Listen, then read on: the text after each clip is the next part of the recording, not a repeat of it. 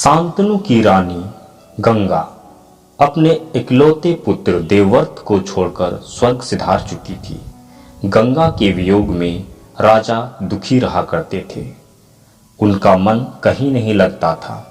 एक दिन मन बहलाने के लिए वे घूमने निकले। टहलते टहलते यमुना के किनारे पहुंच गए। वहां उन्हें मछुआरे की कन्या सत्यवती दिखी। सत्यवती में रानी बनने के सभी गुण थे। राजा शांतनु उसे रानी बनाना भी चाहते थे, परंतु सत्यवती का पिता विवाह के लिए तैयार नहीं था। राजा इससे दुखी रहने लगे। देवव्रत को पिता का दुखी रहना सहन नहीं हुआ। वह मछुआरे के पास पहुंचा।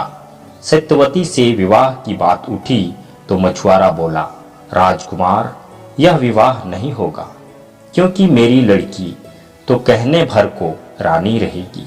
राजगद्दी तो कल आपको ही मिलेगी। सत्यवती के बेटे गद्दी नहीं पाएंगे। बालक देवव्रत गंभीर हो उठा। एक ओर पिता की चिंता, दूसरी ओर राज सिंहासन का मोह। क्षण भर में उसने निश्चय कर लिया और बोला, धिवर राज, मैं वचन देता हूं कि राज सिंहासन पर कभी नहीं बैठूंगा। सत्यवती के बेटे ही राज करेंगे।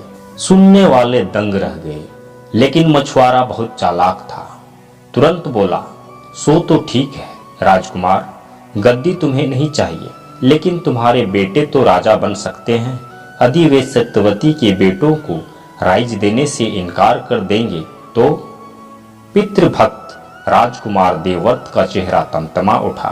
पल भर में ही वह वज्र निश्चय कर गर्जन किया, मां गंगा की शपथ लेकर प्रतिज्ञा करता हूं कि मैं विवाह ही नहीं करूंगा, जीवन भर ब्रह्मचारी रहूंगा। फिर मेरे बेटे कहां और राइज के लिए झगड़ा कैसा। सुनने वाले सन्न रह गए। बालक देवव्रत की प्रतिज्ञा बड़ी भीष्म कठोर थी। तभी से देवव्रत का नाम भीष्म पड़ गया। राजा शांतनु का विवाह हो गया। सत्यवती रानी बनकर राजमहल में रहने लगी। सत्यवती के दो बेटे हुए, चित्रांगद और विचित्रवीर, किंतु दोनों निसंतान ही मर गए। गद्दी सुनी हो गई। सत्यवती ने भीष्म से राज सिंहासन पर बैठने का आग्रह किया।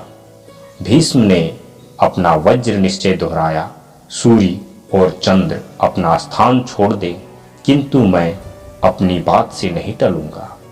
निराश सत्यवती ने अपने पहले पुत्र व्यास जी को याद किया। वे आ पहुंचे। सत्यवती ने उनसे भी गद्दी संभालने के लिए कहा। इस पर व्यास जी बोले, मां, मैं तो बचपन से ही दुनिया से दूर हूं, मुझे अब इस झंझट में मत बांधो। लेकिन हां, मैं तुम्हारी चिंता अवश्य दूर कर दूंगा। व्यास जी की कृपा से विचित्रवीर की रानियों के दो पुत्र हुए, धृतराष्ट्र और पांडु। धृतराष्ट्र जन्म से ही अंधे थे, अतः पांडु गद्दी पर बैठे। पांडु के दो रानियां थी, कुंती और माद्री। कुंती को युधिष्ठिर, अर्जुन और भीम तीन बेटे हुए। माद्री के नकुल और सहदेव, ये पांचों पांडव कहलाए। धृतराष्ट्र के 100 पुत्र हुए, वे कौरव कहलाए। पांडव वीर और शिष्ट थे, कौरव दुष्ट, घमंडी और ईर्ष्यालु थे।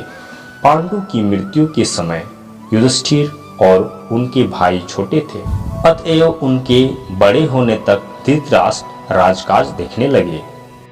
अथ श्री महाभारत कथा।